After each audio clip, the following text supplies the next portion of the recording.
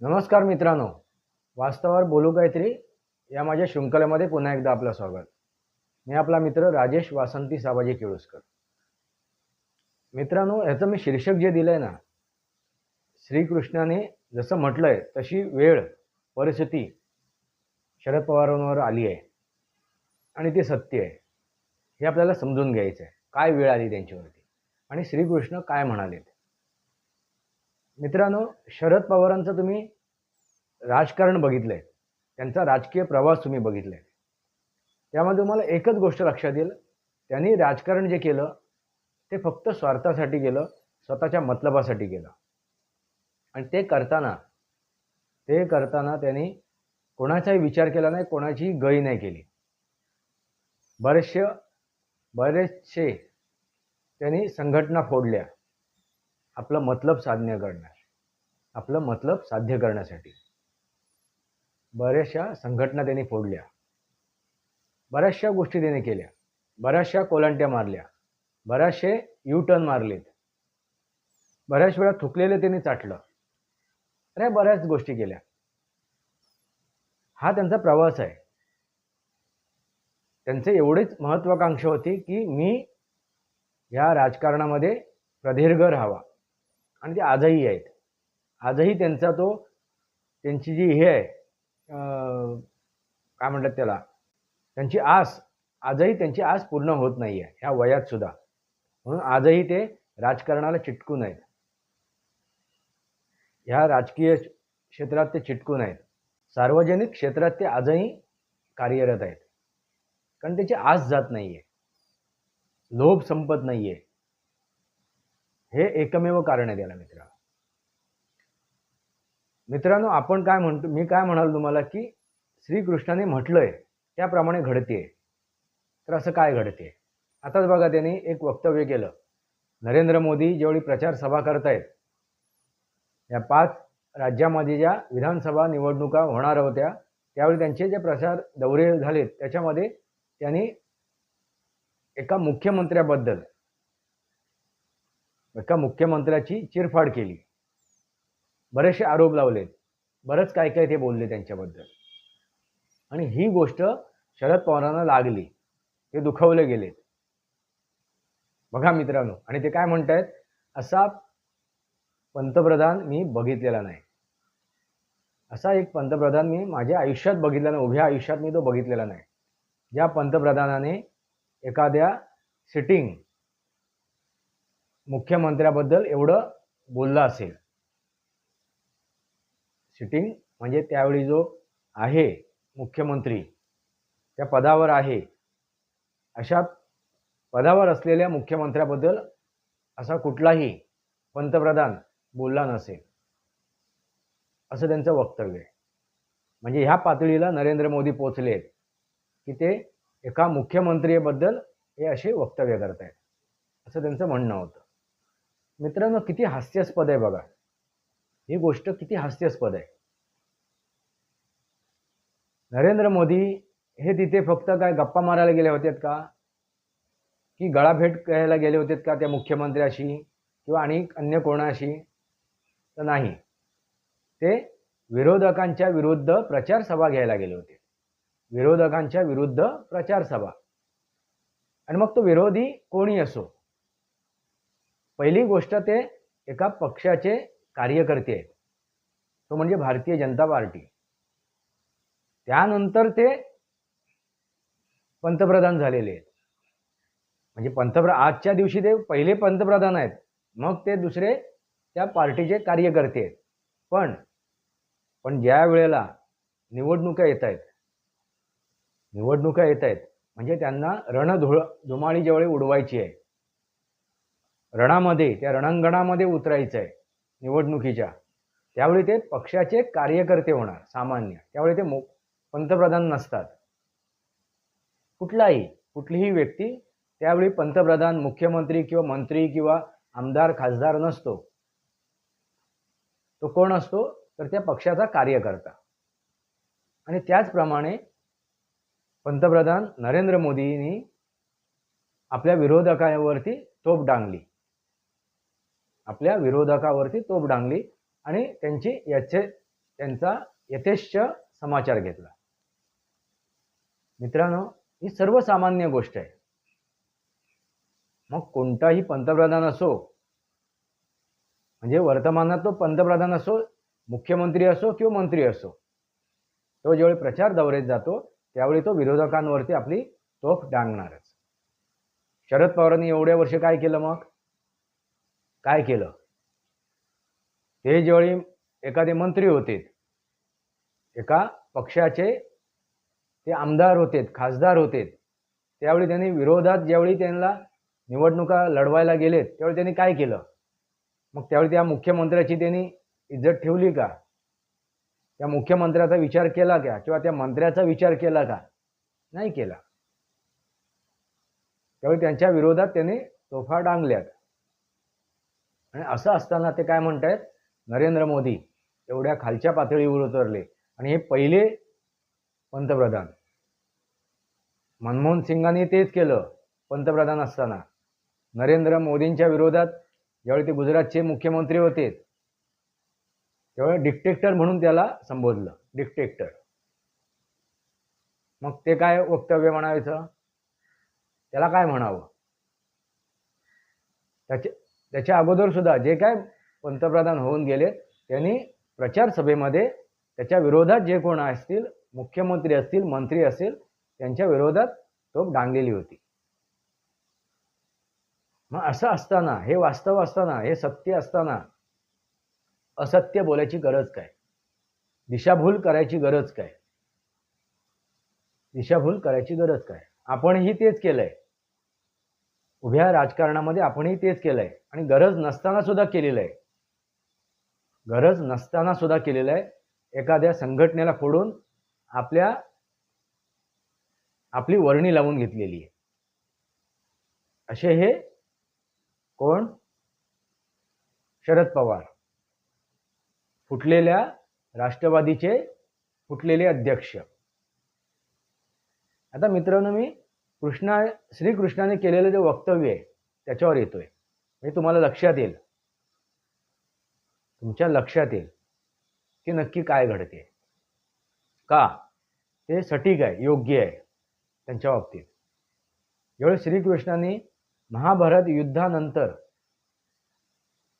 त्यांना शाप मिळाला, शाप दिला गेला, गांधारीने शाप दिला की यदुवंश नष्ट होईल. ते आपल्या द्वारकेत गेलेत आणि तीच गोष्ट घडली. आपसात लढून ती यदुवंशी नष्ट झालेत आणि श्रीकृष्णाने आपला अवतार संपलाय आता, म्हणून ते वनात गेलेत आणि एका झाडाखाली ते पहुडलेत. त्यावेळी अर्जुन त्यांना भेटायला आला होता. आणि अर्जुन त्यांच्या चरणासमोर समीप उभा राहिला आणि विचारलं, काय तुम्ही इथे येऊन का बसलात? एकांतात काय झालंय? आणि जे काय घडलंय यदुवंशाच्या बाबतीत ते दुःखद आहे. त्यावेळी श्रीकृष्णाने एवढंच सांगितलं त्याला सांगितलं की माझा आता अवतार संपलेला आहे आणि इथे मला थांबायला हवं. तू आलास ते योग्य झालं. तू यावास हीच माझी इच्छा होती. तुझं येणं हे माझी इच्छा आहे आणि तू आलायस. तू आता ज्या काय स्त्री आहेत, माझ्या राज्यात ज्या स्त्री आहेत आणि जे काही बालक आहेत, मुलं आहेत, त्यांना घेऊन तू तुझ्या राज्यात जा. मग अर्जुनाने विचारलं, तुम्ही पण चला. त्यावेळी श्रीकृष्णाने सांगितलं की आता माझा अवतार संपलेला आहे. थोडक्यात रिटायरमेंट, निवृत्त. याचा अर्थ निवृत्त होणं, सार्वजनिक क्षेत्रातून निवृत्त होणं. पण त्यावेळी काय संदेश दिला त्यांनी, श्रीकृष्णाने, की माझा आता अवतार संपलेला आहे आणि जर आताही मी कार्यरत राहिलो तर समाजात नको त्या गोष्टी घडतील. समाजाला ते पूरक नसणार आहे. माझ्या अस्तित्वाने ज्या काय गोष्टी निर्माण होतील त्या समाजाला पूरक नसणार आहे. समाजाचं विघटनही होऊ शकते. समाजात त्या गोष्टीचा आता काही उपयोग राहिलेला नाही आहे. त्यामुळे आता माझा अवतार संपवणं गरजेचं आहे आणि आता मी निवृत्त होतोय. मी या जगातून स्वतःला वेगळं करतोय. मी माझा अवतार संपवतोय, असं त्यांचं म्हणणं होतं. मित्रांनो, लक्षात आलं का? म्हणजे एका मर्यादेनंतर त्यांना हेच सांगायचं होतं की एका मर्यादेनंतर आपल्याला निवृत्त होणं गरजेचं आहे.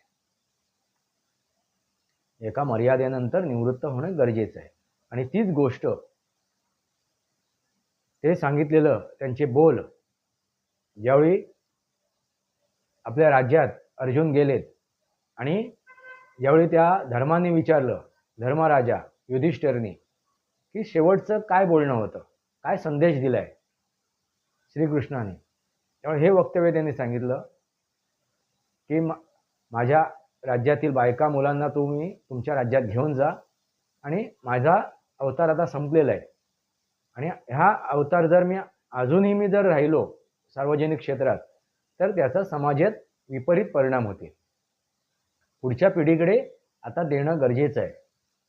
पुढची पिढी आता निर्माण झालेली आहे. सक्षम पिढी तुम्हाला निर्माण करून दिलेली आहे.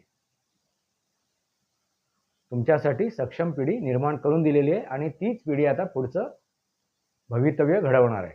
आता मला निवृत्त होणं गरजेचं आहे. आणि हीच गोष्ट युधिष्ठिरला कळली आणि त्यांनीही निर्णय घेतला की आता आपण सक्रिय राजकारणातून बाहेर पडायचं आहे आणि आपणही निवृत्ती घेऊ. आणि तीच गोष्ट आपल्या भावंडांसमोर त्यांनी ठेवली आणि सगळेच भावंड आणि त्यांची पत्नी निवृत्त होऊन ते महावानप्रस्थाश्रमाला ते निघाले. याचा अर्थ मित्रांनो लक्षात आलं का? कारण त्यावेळेला आणि ते निघताना त्यांनी अभिमन्यूच्या मुलाला त्यांनी राज्याभिषेक करून सिंहासनावर बसवलं. अभिमन्यूच्या मुलाला जो एक वंशज राहिला त्या महायुद्धात त्याला त्यांनी सिंहासनावर बसवून ते निवृत्त झाले. मित्रांनो, हीच गोष्ट आहे. आज जे शरद पवारांबद्दल घडते त्याला कारण हेच आहे. त्यांनी वेळेवरती निवृत्ती घ्यायला हवी होती.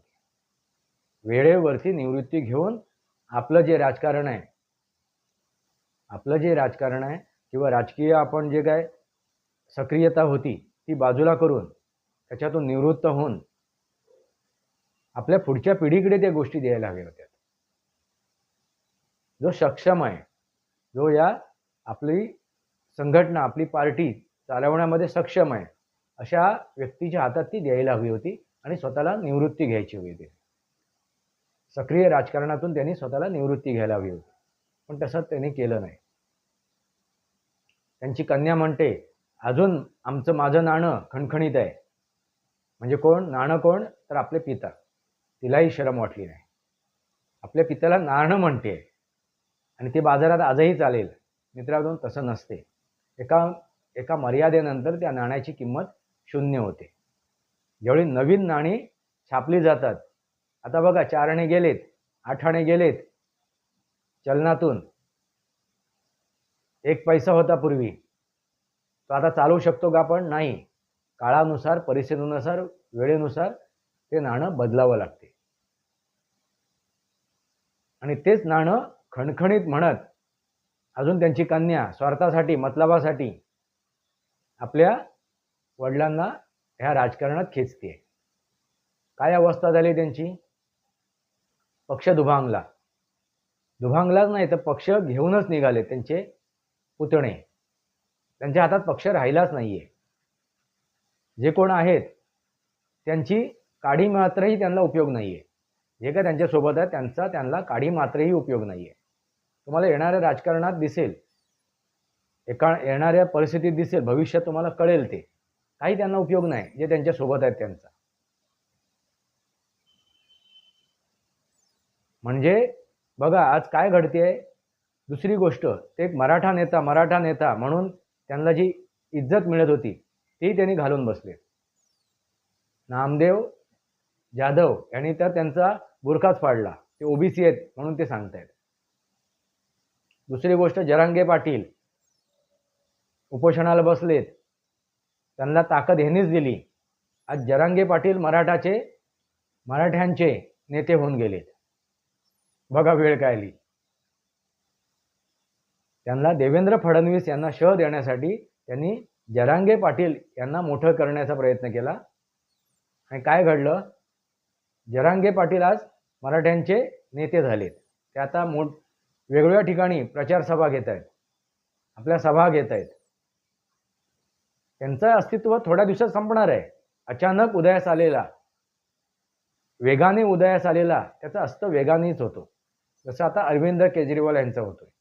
काही दिवसासाठी, काही काळासाठी जरांगे पाटीलांचा अगदी दबदबा दिसणार, दबदबा दिसेल, त्यांचा डंका दिसेल, पण काही काळासाठी. जसं आता अरविंद केजरीवाल यांच्या बाबतीत घडते. जसं वेगाने ते मोठे झालेत तसं वेगाने त्यांचा अस्त होतोय. त्यामुळे त्याची भीती ना BJPंना आहे, ना नरेंद्र मोदीजींना आहे, जरांगे पाटील यांची. ते जरांगे पाटील उभे राहिलेत म्हणून आता छगन भुजबळ उभे राहिलेत ओबीसीचे नेते म्हणून. बघा मित्रांनो काय घडते. हे आता महाराष्ट्रातील जनतेला दिसते. प्रत्येक जण आपल्या मतलबासाठी काय काय करतोय आणि देवेंद्र फडणवीस, नरेंद्र मोदी काय करतायत हे जगासमोर आता स्पष्ट होते. आणि हेच जगासमोर आणण्यासाठी ही केलेली खेळी आहे. शिवसेना फोडण्याचं कारण उद्धव ठाकरे यांचे बुरखे फाडणे. राष्ट्रवादी फोडण्याचं कारण शरद पवारांचा बुरखा फाडणं. मला तरी हेच कळते ह्या राजकारणातून. उद्धव ठाकरे यांचा बुरखा फाडणं आणि शरद पवार यांचा बुरखा फाडणं. आता जगासमोर ते येत आहेत. त्यांचं वास्तविक स्वरूप जगासमोर येते. जे काही नेते आहेत, आता छगन भुजबळांचं अस्तित्व कळते, त्यांचा चेहरा दिसतोय. एकेकांचा चेहरा आता जनतेसमोर येतोय. येणारा काळ जनता दाखवूनच देईल. आपल्या मतदानाची जी त्यांच्याकडे हे आहे, ताकद आहे, जनतेकडे जे मतदानाची ताकद आहे त्याच्यातून ते दाखवून सुद्धा देते. मित्रांनो लक्षात आलं का? शरद पवारांनी वेळेवरती निवृत्त होणं गरजेचं होतं. ते समाजालाही घातक आहे आणि त्यांनाही घातक आहे. हेच सांगण्याचा प्रयत्न कोणी केला? श्रीकृष्णाने अवतार संपवून त्यांनी अर्जुनासमोर हाच प्रस्ताव ठेवला, डायरेक्ट इनडायरेक्टली. आणि तो प्रस्ताव स्वीकारला कोणी? तर धर्मराजाने, युधिष्ठिरने. आणि तो अंमलातही आणला. आणि त्यांनी सक्रिय राजकारणातून निवृत्ती घेतली. आपल्या पुढच्या पिढीला त्यांनी आपलं राज्य सोपवलं. आणि त्यांनी महावानप्रस्थाश्रम घेतला. म्हणजे ते वनाकडे निघालेत.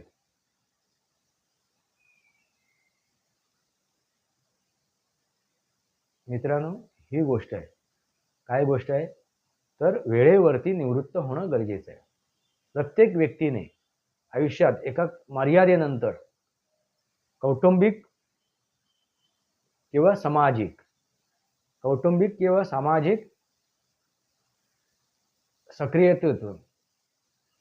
सक्रियतेतून निवृत्त होणं गरजेचं आहे. कौटुंबिक किंवा सामाजिक सक्रियतेतून निवृत्त होणं गरजेचं आहे. राजीनामा देणं गरजेचं आहे. तरच ते कुटुंब आणि तो समाज अबाधित राहील. त्याच्यात नको त्या गोष्टी भेडसावणार नाहीत, नको त्या गोष्टी निर्माण होणार नाहीत. पुढची पिढी बगावत करणार नाही, पुढची पिढी आंदोलन करणार नाही, त्याच्या विरोधात आवाज उठवणार नाही, त्याच्या विरोधात जाणार नाही. ते कधी वेळेवरती निवृत्त झाले तर. कृष्ण वंदे जगद्गुरु. वास्तवावर बोलू काहीतरी या माझ्या शृंखलेला सबस्क्राईब करा, बेल आयकॉन दाबा माझे विचार पटत असतील तर लाईक करा आणि आपले विचार कमेंट बॉक्समध्ये लिहा. तुर्तास इतकंच. भारत माता की जय. वंदे मातरम. जय भारत, जय महाराष्ट्र.